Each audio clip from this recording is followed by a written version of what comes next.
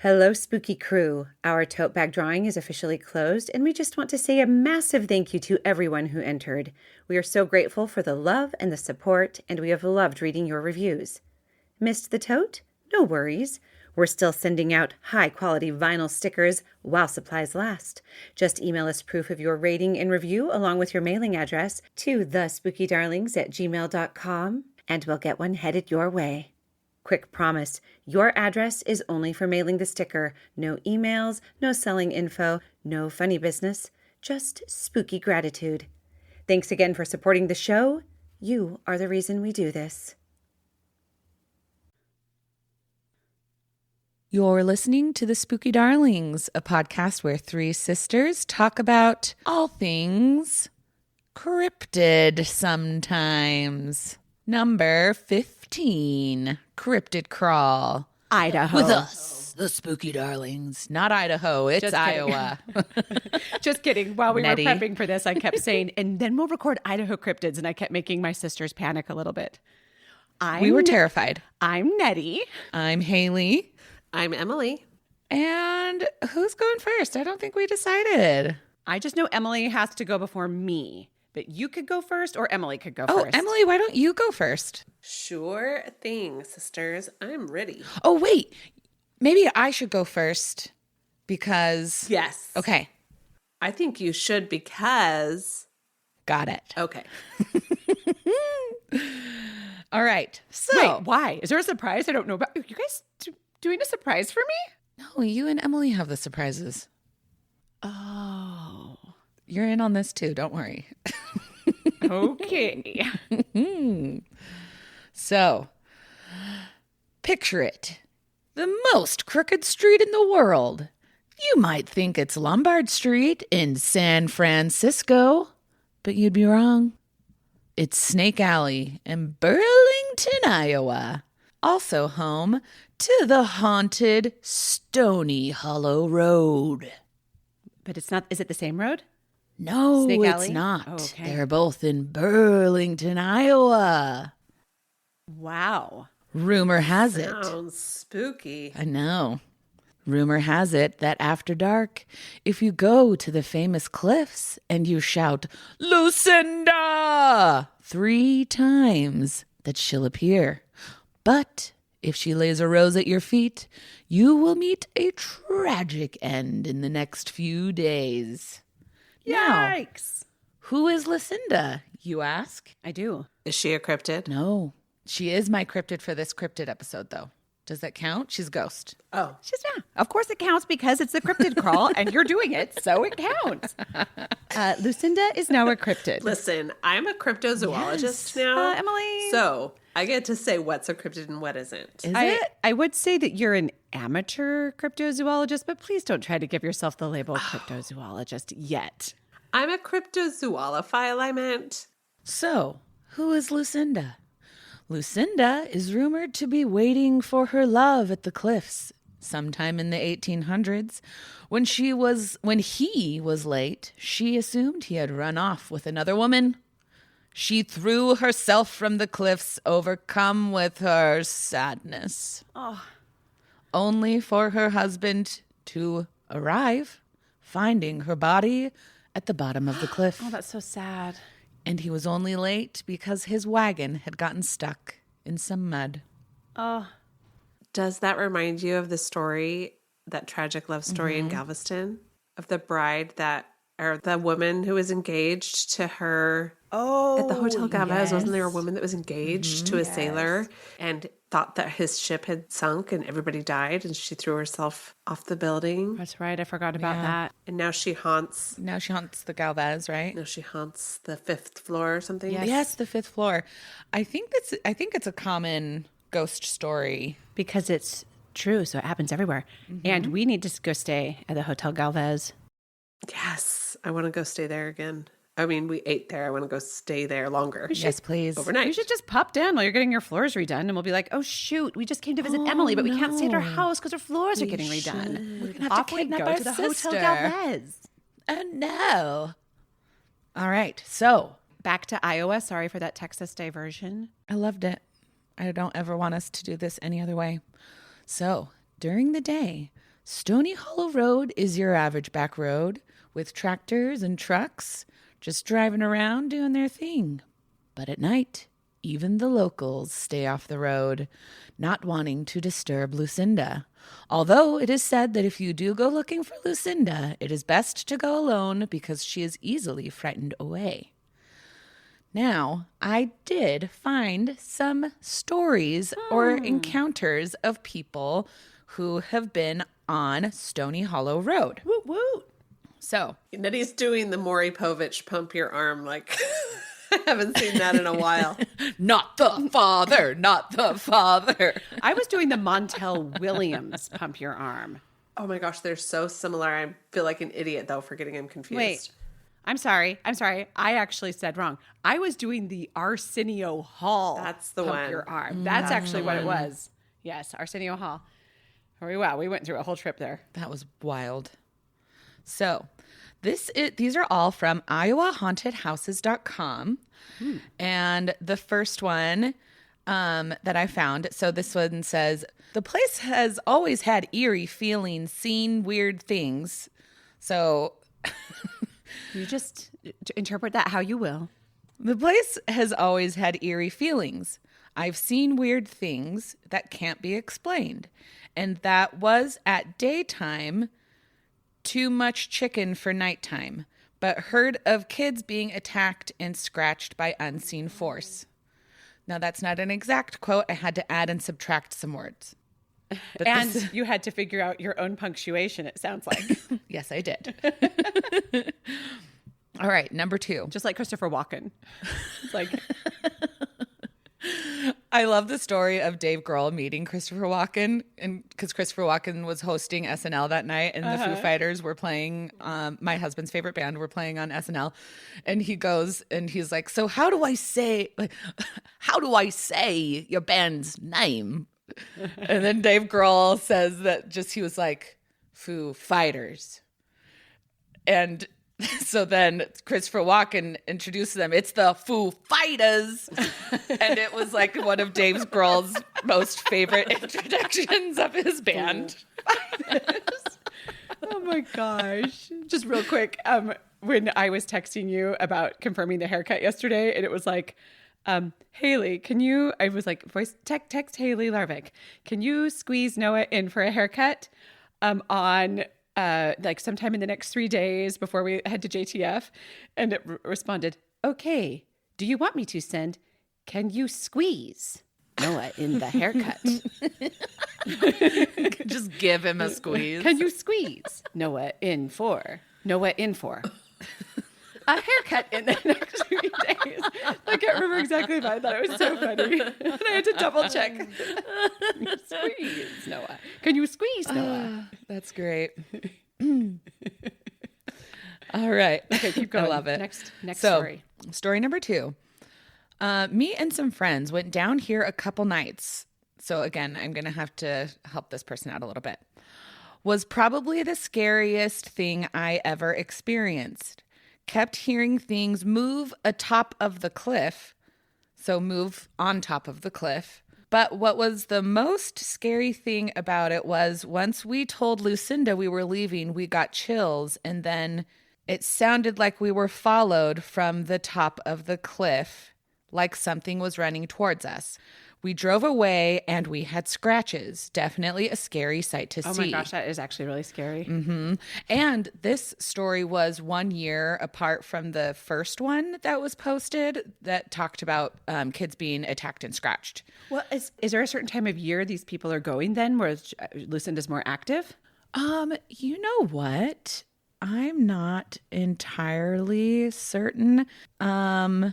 The most recent one was 2025, and it was in May. It looks like all of these are like earlier in the year. February, April, and May. Okay. No March. No March. Don't go in March. Well, these are the only stories I found. So, All right. If you have a March story about Lucinda, email us. all right. And so this last one was like the biggest wall of text I have ever seen. So I really condensed it way down. Mm-hmm. So these are my words, and then I'll let you guys know when I'm like saying from the quote. So this group of kids, the group of ghost hunters go into the woods. They're feeling very watched. They found a symbol that they deemed satanic. I looked it up. Actually, it's a Viking protection rune. Okay. Nothing satanic about it. And one of their friends started to feel sick, and then they heard what they thought was a woman screaming. And so they also got out a spirit box, and they heard voices through the spirit box, 2 male voices, 1 female voice. And as they were leaving, one of their EMF readers started kind of going in and out, a little crazy. And we know what EMF readers do when they're like looking a little nuts. So just like that crazy light flickering. So here's the quote. This is the final part of their story. I did a final sweep with the EMF after we told the spirits goodbye and not to follow us. I did 3 full sweeps around the car, 1 face level, 1 ground level, 1 above head level. On the final sweep, I got back to the car and I heard a woman audibly laugh from behind the trees in the exact spot the scream came from. I nearly fell over and hurt my leg. We all ran into the car and peeled out of there. My friend that felt sick earlier didn't want to leave when we were trying to go. We eventually forced him to start driving. When we got out of the area onto the main road, he nearly passed out at the wheel and had to pull over. Wow. After that happened, we all felt a lot more at ease. We think whatever was there was trying to attach itself to him, and that's why he didn't want to leave. The voices on the spirit box almost always responded clearly to him as well. Had we not left when we did, I think we may have had a much bigger problem on our hands. It sounds like he had a fever and the only prescription was proper punctuation. Yes. That would have been very helpful. We're just keeping the Christopher Walken references. I love it. And that is the Stony Hollow Road. Oh my gosh. Haunting. Well, when we go to Iowa next, I've never been to Iowa, but Brent just went. Isn't that where he just went? Des Moines, Iowa. Yeah, he went to Des Moines, Iowa. I'm pretty sure. Without me. Wow. So what do you think, sisters? Stony Hollow Road. That's pretty spooky. Yeah. Like, what is Lucinda's, Like, what's her deal? why is she so mad? I mean, I understand she's heartbroken, but why is she taking it out on young'uns? Because they're the spookiest of all. Sounds like she's lonely and just latching on. Maybe. Yeah. Maybe that kid looked like her betrothed. Perhaps. I don't know. Do you ever wonder if it's like there's some sort of almost like demon type entity that attaches onto like the grief of the moment, and it's not even necessarily the ghost of Lucinda that's haunting it, but it's like something that almost took her form and the grief and like the intensity of the moment and almost became Like a something grief that sort of egregore? attaches. Yeah, Or maybe. grief. What's the other one? Except So for not really a egregores are thought like form, group but thought. But what's the other thing where it's yeah, like Homunculus. that's not the word I was looking what's at. the? It's almost homunculus. like that imprint, like the thing where it's like it's that thing that. Oh gosh, what's it called when you? It's not a haunting so much as like the same is it event. what they talk about on The Grudge? Maybe like it's like the same event sort of cycles over and over. It doesn't have to be like from a dead spirit even necessarily, but Replays. And Yeah. maybe the acknowledgement is giving it more power. I think Emily's looking it up. But it's like I'm trying to. I know the thing I'm thinking of. It's just not coming to mind. And I think we've talked Like residual about it. energy or like There it is. Yeah, like a residual haunting almost, and it's almost like a something. I don't know if demon's the right word because I don't want to. I don't Residual think entity? necessarily. Yeah, maybe something that sort of creates this residual entity, but it becomes. So it's not even necessarily Lucinda, but it's something that grabbed onto Lucinda's grief, Lucinda's story, Right. and then maybe I don't know. interesting. I don't know either. Wow, Haley, creepy. Thank you. Very creepy. I'm not saying you're creepy. I'm saying your story, the story you found is creepy. Can't we both be creepy? Yes, you can. Me and my story? Yeah, yes. I'm sorry. Yes, Thank you. can. You can both be creepy. And Emily, you can be creepy too. All three of you. You, Haley's story, and Haley can all be creepy. And you're... Spooky. And darling. Emily, Okay. are you ready? Good job, Well, Haley. let me go next because I must. And I will tell you about Iowa's Van Meter visitor, sometimes called the Van Meter monster. Wait, hold on. I saw this name and then you called it and I was like, I'm not even going to look into it.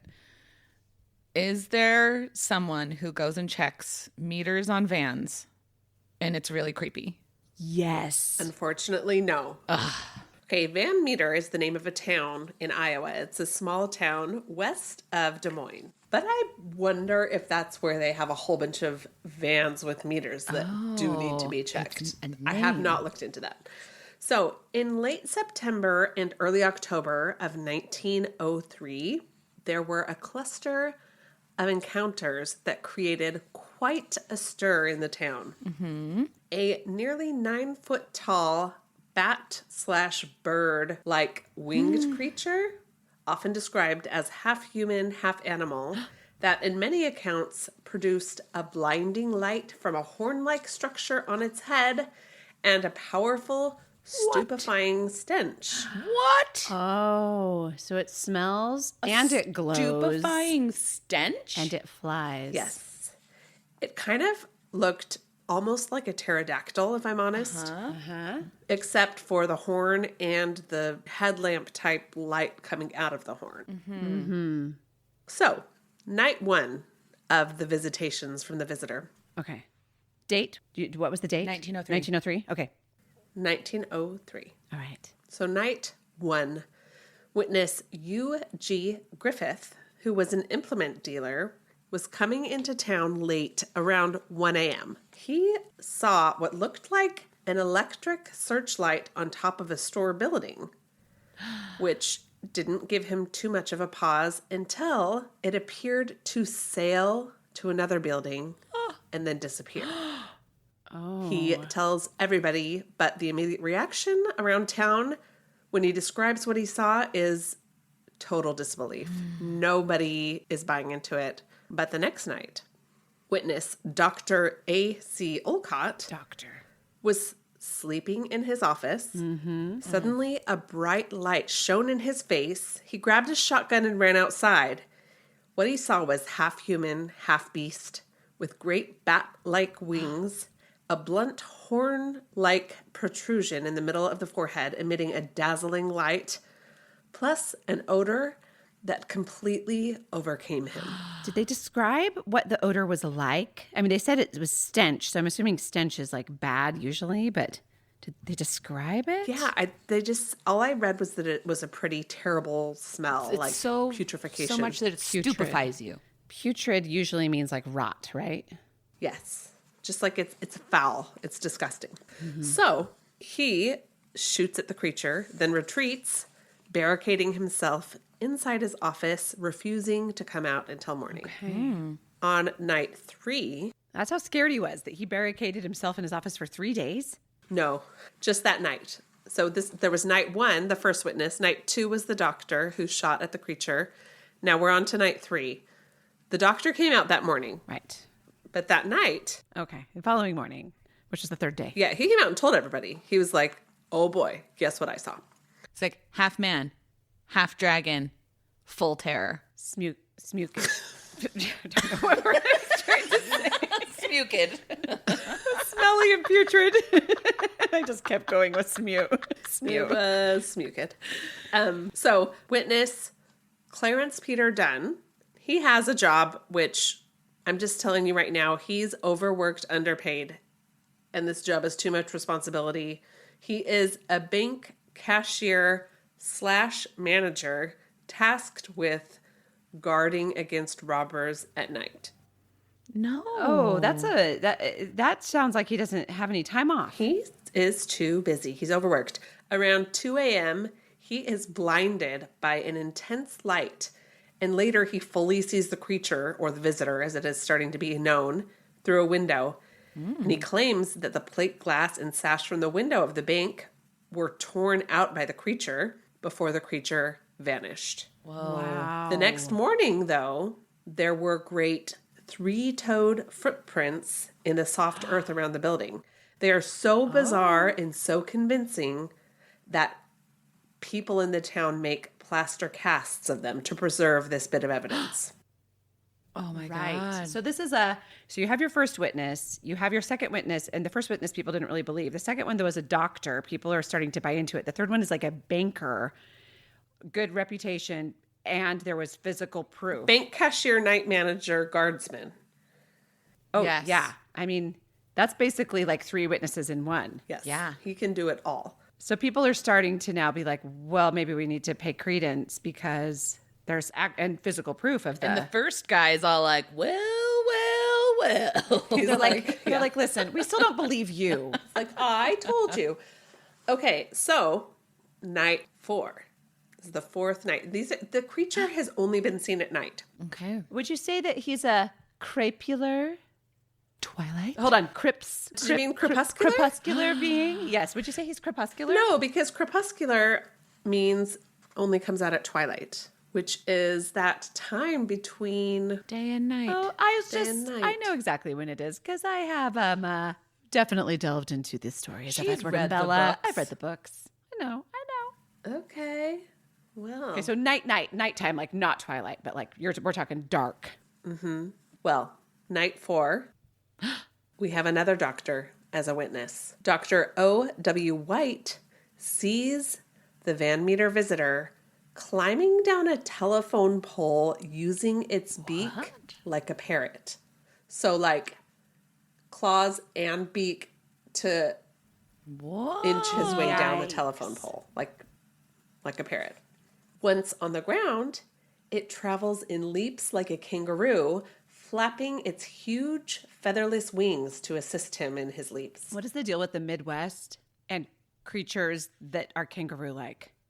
I mean, I don't know. This one has wings. It doesn't. I mean, I know that this comparison to a kangaroo reminds you of the Enfield Horror. A little bit. But it's only in how it leaps. And it had 2 legs, probably. I mean, the Enfield Horror had 3, but yours, the Van Meter monster, I'm assuming only had 2. I only have heard of 2 legs and wings.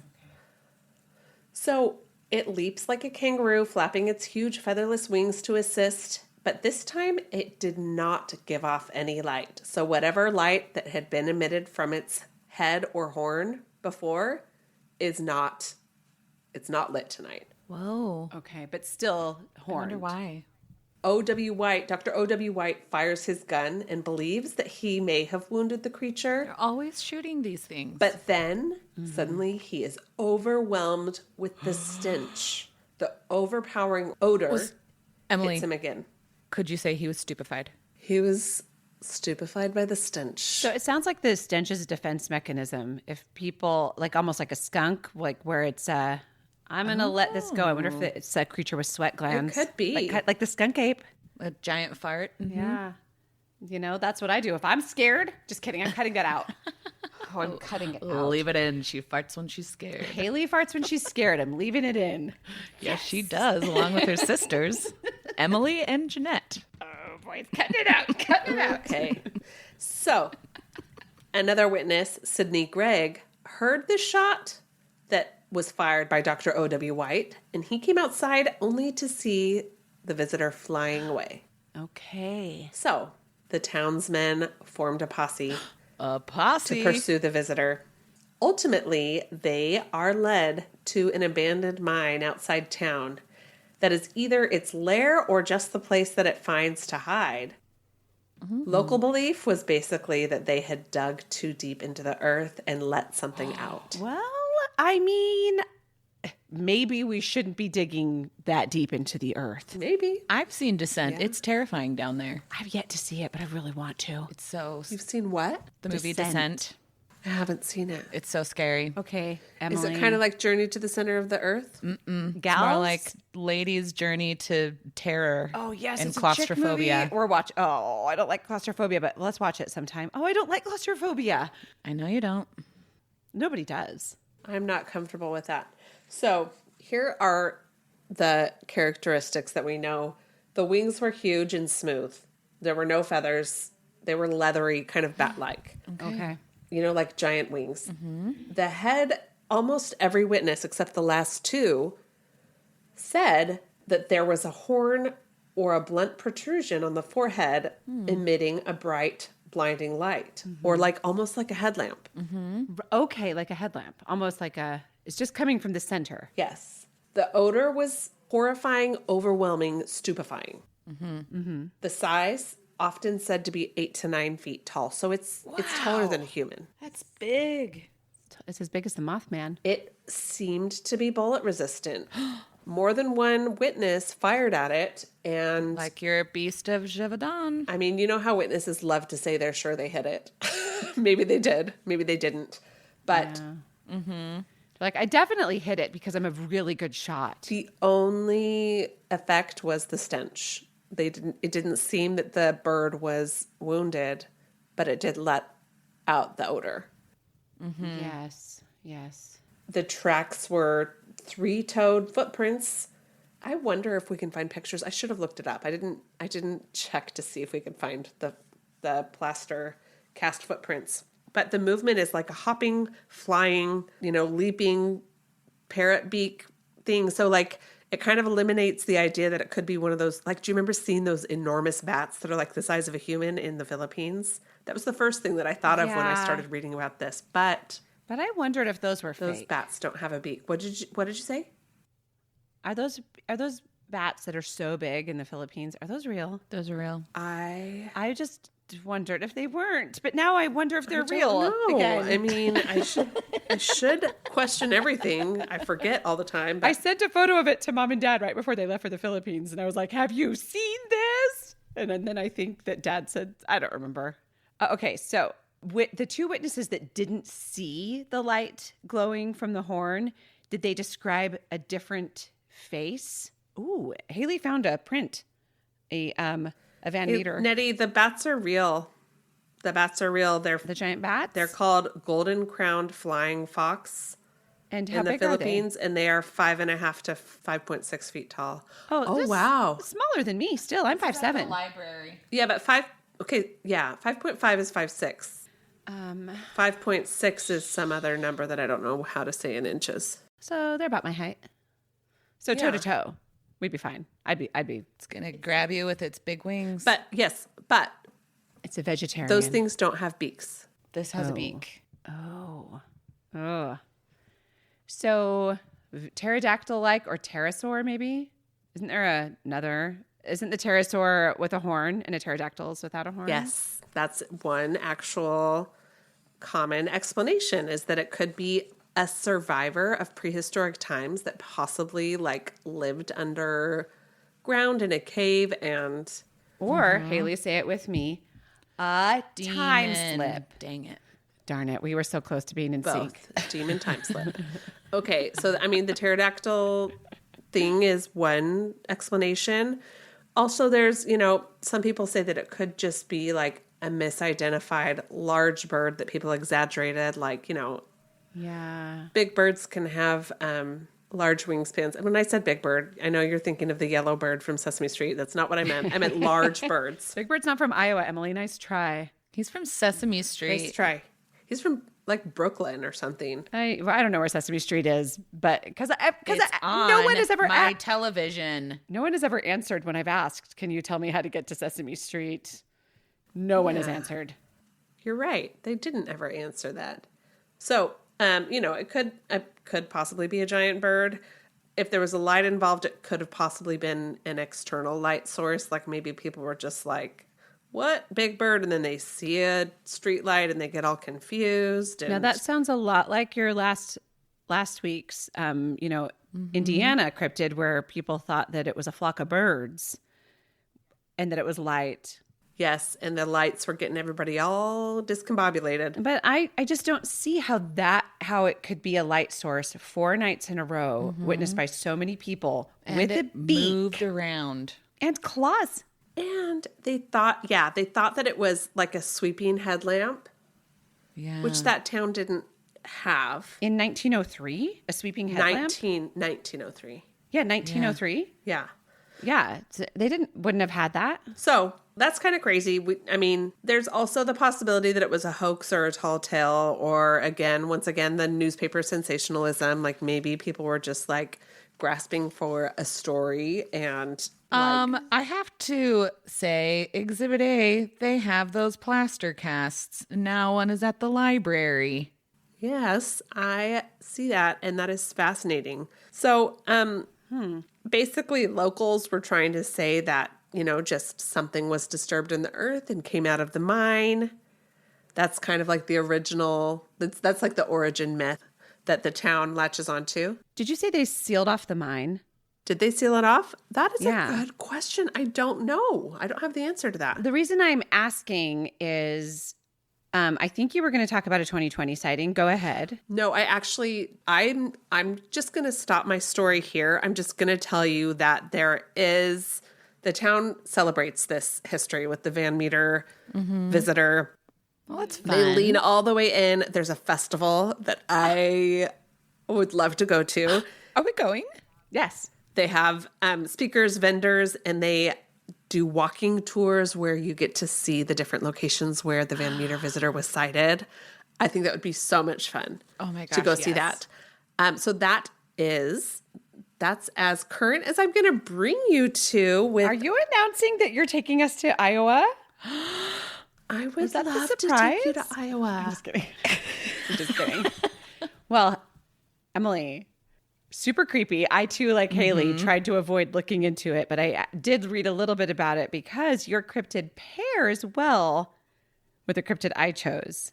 That was fantastic. I loved your... There's some overlap, huh? There's some overlap, and I loved your report. Good job. Oh, I thank you. But I wanted to start with my intro.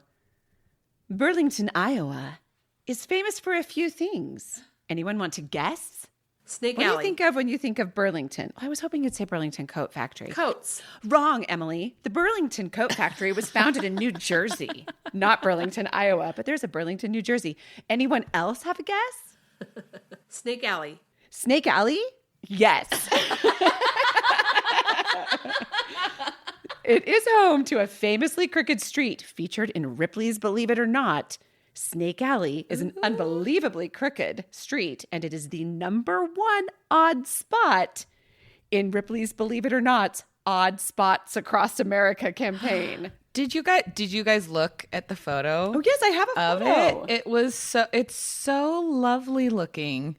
It's like nice and manicured, and Should it's we just have the a cutest little competition street. to see who screenshotted the prettiest one? Here's I mine. didn't screenshot it. Mine's just on my laptop. Oh. I was going to say, does it look like Diagon Alley? And it does not. But that is super Mine's pretty. just on my laptop. Oh, yours is Ariel.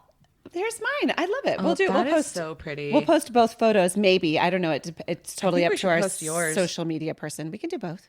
Let Emily see yours. Oh, aerial view. I like your aerial view. Actually, I think it's cool. And this is like so not cryptid related, but the street is really old. It was built in the late 1800s, like 1880 or something, out of brick, and it's just super cute. And they like do bike races on it and running races on it because people really like that like snaky zigzag. So Snake Alley is not the only reptilian thing that has drawn attention to Burlington, Iowa. It is also the site of many reports of dragons. Dragons in recent years. Now, I will take you to the sightings. Okay, and I'm going to start with the first sighting that occurred even before Emily's story of the Van Meter visitor. It. Oh my gosh. In 1887, in the Bedford Times Independent, which is a newspaper from Bedford, Iowa, they reported that a man named Lee Corder encountered a flying serpent, and this is in quotes, so this is what he said, writhing and twisting with protruding eyes and a forked tongue. Great scales, which glistened in the sunlight, covered its huge body, which appeared to be flat and nearly a foot in width. The beast seemed to fly and land with a thud in Mr. Corder's cornfield. He watched with awe and astonishment as eventually the dragon returned to the sky. Now, one of the things I looked at, because when I looked at this and then I saw a brief description of the Van Meter visitor, I was like, well, is this the same cryptid? But no, it's not the same cryptid because there were no horns reported on the head of this dragon. The head was reportedly alligator-like from the descriptions from the late 1800s. And then the more recent descriptions, they say it has the head of a seahorse. Oh. And as far as I know, a seahorse does not have a glowing horn. Also, none of the descriptions of the dragon described a glowing horn. Oh my gosh, this is so exciting. Yes, it is, Haley. Now, there was a second sighting, and I tried so hard to find more information on this. I even used my newspaperarchives.com subscription to try to look up articles about this. And apparently there's some love story that was published in Iowa newspapers in the 1890 called the Rosine Chronicles, which is about a maiden and a dragon, because every single article for like 24 pages was just clips of the saga. And I'm like, oh, this is getting me nowhere. But I was really hoping to find the actual newspaper article. Oh my gosh, yeah. So in 1890, in October, in Independence, Iowa, there were several reports of a monster with wings and a monstrous head with horns. So this one said with horns and a mouth like an alligator's. The creature appeared green in color and covered in scales, which is different, Emily, than what I believe you described. I do not believe Half man, half bat. And they never describe, the dragon sightings are never described as humanoid, where the Van Meter visitor sightings are described as like almost a humanoid type body, but with a beak and wings. At least according to the comparisons that I Googled when I was like, difference between Van Meter visitor and Iowa dragon. Nailed it. Okay, then for a while, no sightings. Apparently reported sightings in the 80s, but I actually couldn't find any like clear ones. It was like there were sightings in the 80s, but I couldn't find any descriptions of them. So it might just be something where someone saw something and reported it to their friends and it just sort of spun.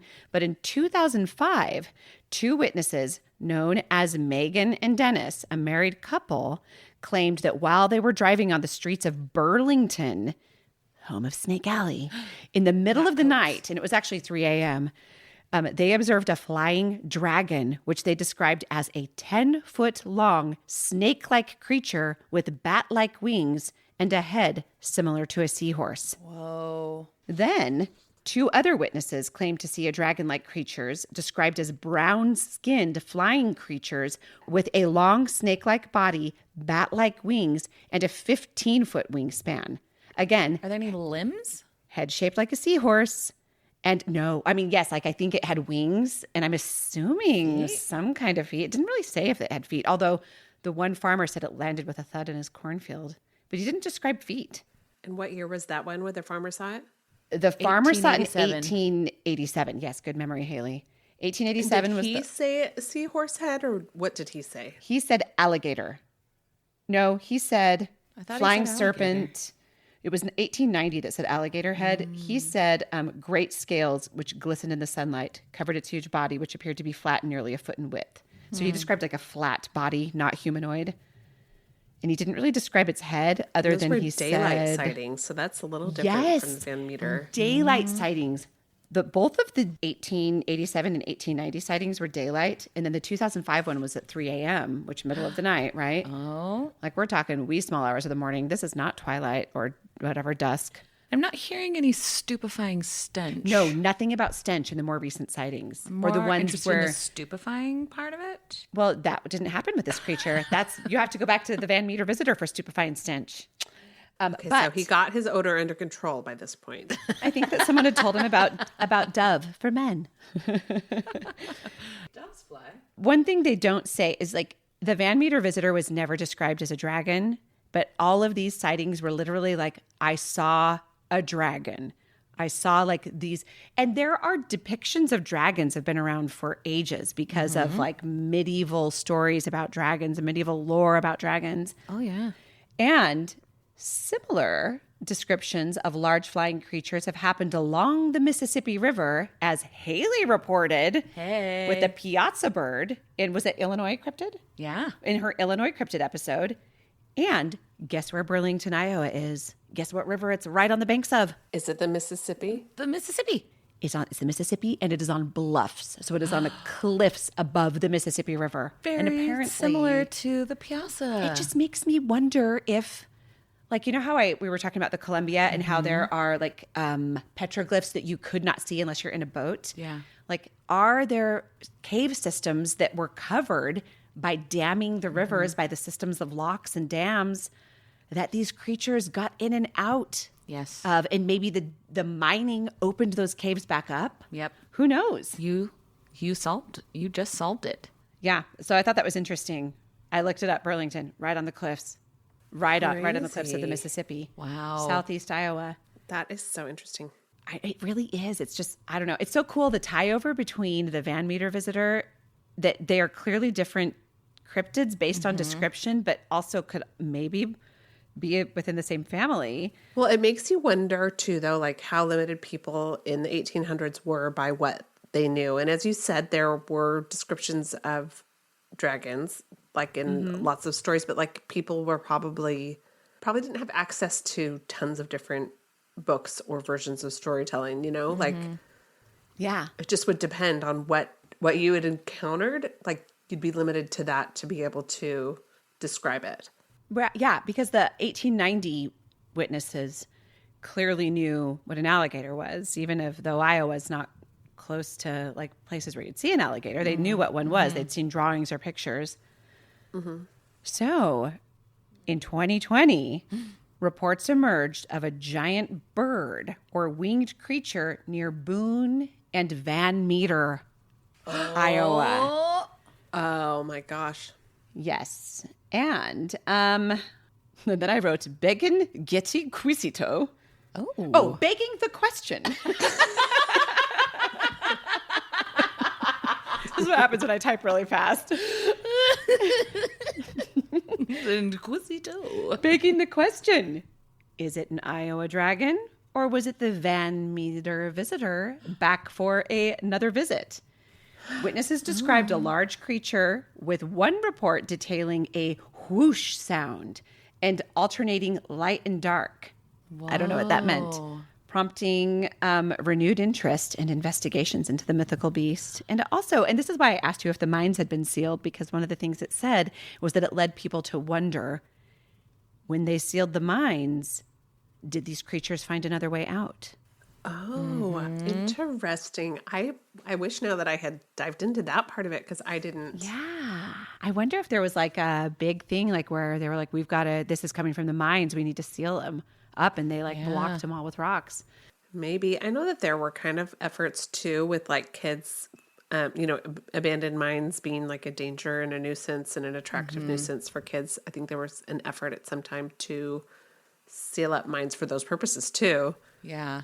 Well, and it's kind of like that Jurassic Park question of they didn't ask if they could dig too deep. They never asked if they should dig too deep.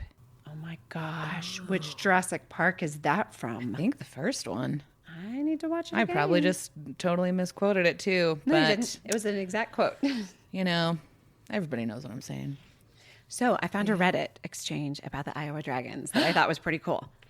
So this is from about 2 years ago. And the first post was the title, Information on Iowa Dragons. And someone wrote, I'm doing research into the Iowa dragon phenomenon, but there's still little information available online. Does anybody have stories or experiences or know any witness accounts available? And someone responded, I'm doing research on Iowa dragons too. What sources have you found? And this person responds, again, the original poster. Well, I didn't know about them, but I saw something strange in the sky in northwest Iowa a couple of weeks ago. It was large, like the size of a private jet, but it moved the way a squid swims through the air. Whoa. I'm sorry. Gosh. Let me say that again. It moved the way a squid swims through water. Now respond. But does that remind you of Yes, it does. The Indiana eyeball. Undulating flame. eyeball. Yes, which The was Enfield, called It the wasn't the Enfield Horror. Something. It was the Crawfordsville Monster. Yes. Crawfordsville Monster. Yes, thank you for remembering. It does Nettie, good remind job. me. You're welcome. It reminds me of the Crawfordsville Monster, which I mostly just felt like the whole time like that was a poorly named cryptid. Yeah. Like they needed to give it a better name that described it better. Should have been like the Crawfordsville jellyfish or something. Yeah, Crawfordsville air squid, Yeah. which cracked me up when I was editing the the Iowa cryptids. No, Illinois cryptids. Indiana cryptids, same episode. Indiana cryptids. And every time I was talking about the oil pit squid, you go, like your pit squids. you kept going, your pit squids. And I kept going, oil pit squids. like 3 times. Prefer pit squids. You just kept going, like your pit squids. Okay, so there's still more to this. It was large, like the size of a private jet, but it moved like the way a squid swims through water. The rippling effect of its side fins, Emily. Side fins. That is what was described with your monster, which are Iowa and Indiana holding hands. Not just alphabetically, but are they side by side? Let's find out. Are they close? Okay, you find that out. Okay, I'm going to keep reading this. I could only see the thing's top half when the sun shone upon it, and it was a silverish white, and the bottom completely blended in with the blue sky. What? As like a camouflage. I tracked it traveling west to east for about 3 to 5 minutes before I caught sight of it. 3 to 5 mm. I don't know what that means. To me, it's millimeters, but I bet in the air it means something else. Metric minutes? Metric minutes? Maybe. Well, it says 3 to 5 minutes. I think maybe it's a typo. Maybe. Okay, so Iowa, so it goes Indiana, Illinois, Iowa, if you're going east They're to west. all holding hands. Oh, wow. Okay, I see. So they skip a state in between Indiana and Illinois, but that doesn't mean that that thing could not fly across. I mean, the sky has no boundaries. Yeah, no boundaries in that sky of ours. And then this person wrote back. So they just, okay, I tracked it traveling east to west for about 3 to 5 minutes before I lost sight of it. And then response, that is interesting. The fluid motion and shimmering colors fit with some of the accounts of the dragons. Odd during the day, but not impossible. May I ask if there's any caves or cave systems or anything of that sort in your area? And so remember, this is north. And also this user's name is Indiana Jones. And they wrote, no, not in this area of the state. Isn't that crazy? What? None that they know of. So what are some explanations? None that they know of. And also, I do not buy any of these explanations, but I'll tell you what they are. First of all, large birds, herons, cranes, pelicans, eagles, owls. No, not big enough. No, not big enough. I don't think so. I think people know what those look like also. Yeah. Although, have you ever seen that picture of like baby owls in a barn and they do look like aliens? Well, I mean, birds are aliens and also birds aren't real. So, Haley, you're so funny.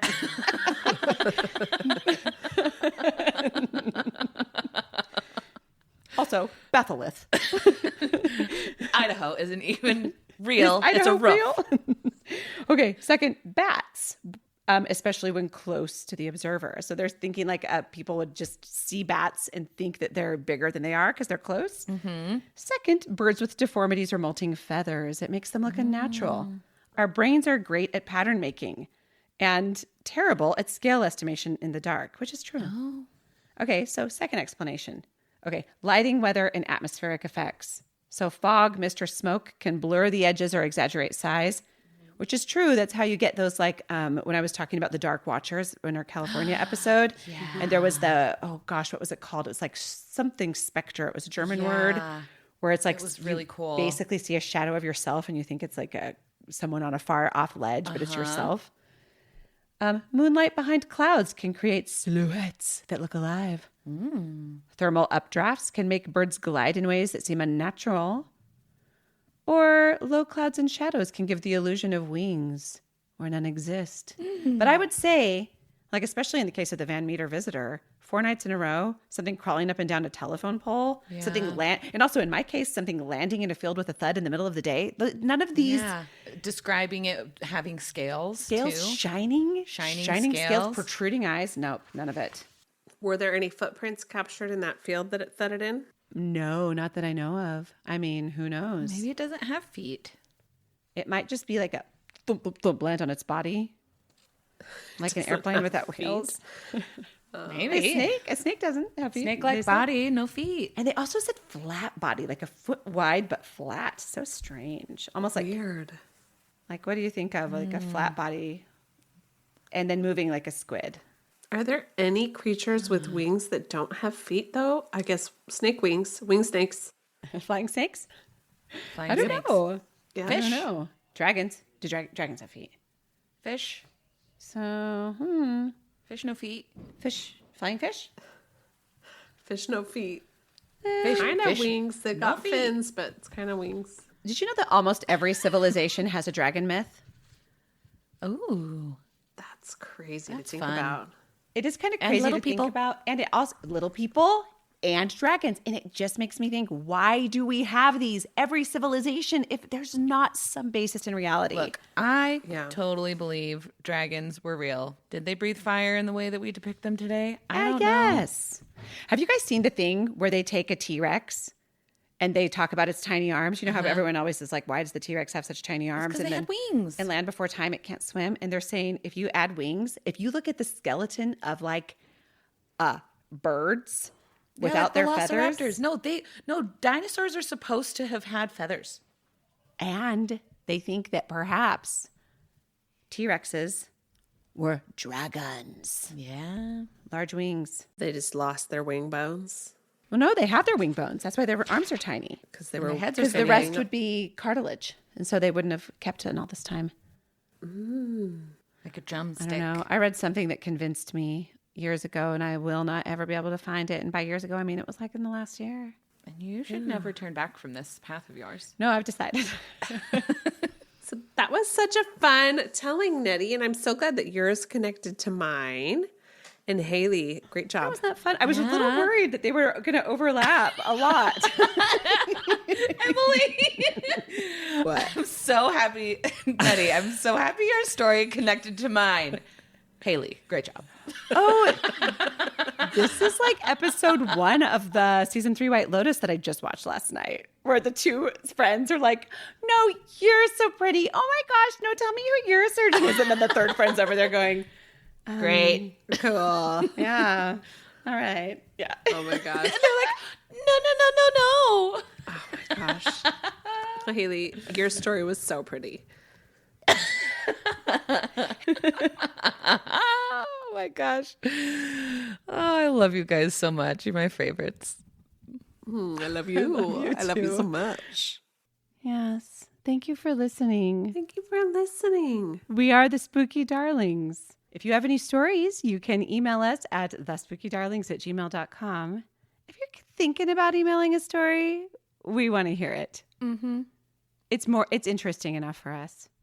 Oh, yeah. I promise. Share it. I mean, most Oh, likely, yeah. no Anything promises. Were you nearly kidnapped? Tell us about it.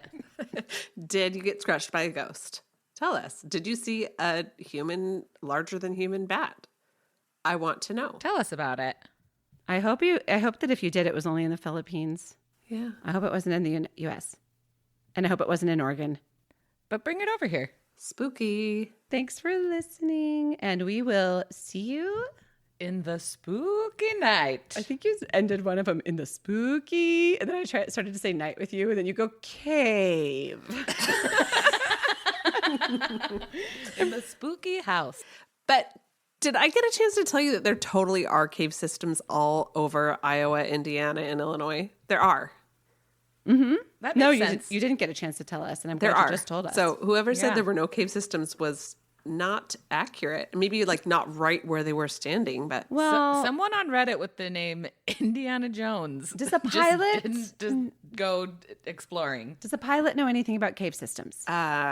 some pilots might. No, they know about the sky. They know about the sky. Oh, you know what? Dave Shaw did.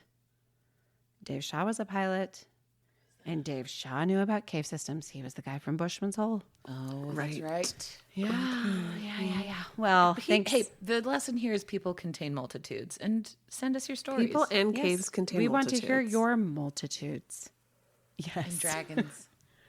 Goodbye. Bye. Goodbye. 5 stars. Before we disappear into the shadows, don't forget, we're still sending out vinyl stickers. Leave us a rating and review and email us proof to thespookydarlings@gmail.com along with your mailing address, and we'll send you some spooky snail mail while supplies last. And if your heart is still mourning that tote bag, may we gently tempt your way toward our merch store at thespookydarlings.printful.me. Treat yourself. You deserve it. Thanks for listening. And as always, stay spooky.